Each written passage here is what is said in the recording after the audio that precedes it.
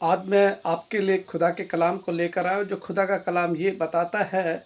नीति वचन 21 और उसकी आयत 21 में इस प्रकार से लिखा हुआ है। कलाम ये कहता है, जो धर्म और कृपा का पीछा करता है वह जीवन, धर्म और महिमा भी पाता है।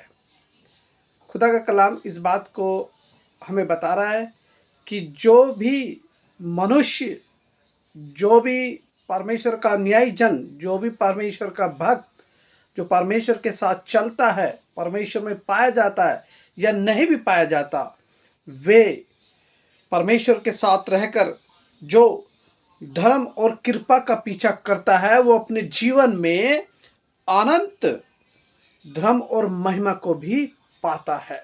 ये परमेश्वर का वायदा है, ये परमेश्वर का कलाम है।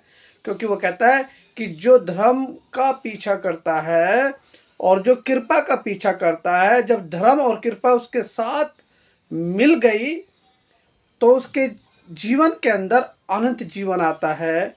और उसके साथ उसके लिए जो कलाम में लिखा हुआ है, यहाँ पर धर्म का जो पीछा करता है, कृपा उसके, महिमा भी उसके साथ आ जाती है।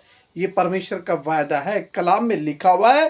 कलाम इस बात को कह रहा है, धर्म और महिमा भी वो पाता है अनंत जीवन के साथ। ये परमेश्वर का कलाम कहता है। और जब परमेश्वर का कलाम आपको उसके साथ चलने से, उसके साथ संगति करने से अनंत जीवन देता है और महिमा देता है, और वो आपको मिलता है।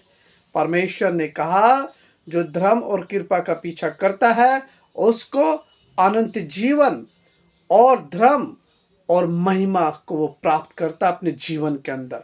ये परमेश्वर का वायदा है। ये परमेश्वर कह रहा है आपसे, परमेश्वर कह रहा है, जो इस तरह से अपने जीवन के अंदर भलाई और कृपा को ढूंढता है, उसके जीवन के अंदर धर्म और महिमा और अनंत जीवन का वास होता है। ये परमेश्वर का कलाम है, ये परमेश्वर का वायदा है। और परमेश्वर का कलाम कभी व्यर्थ नहीं गया।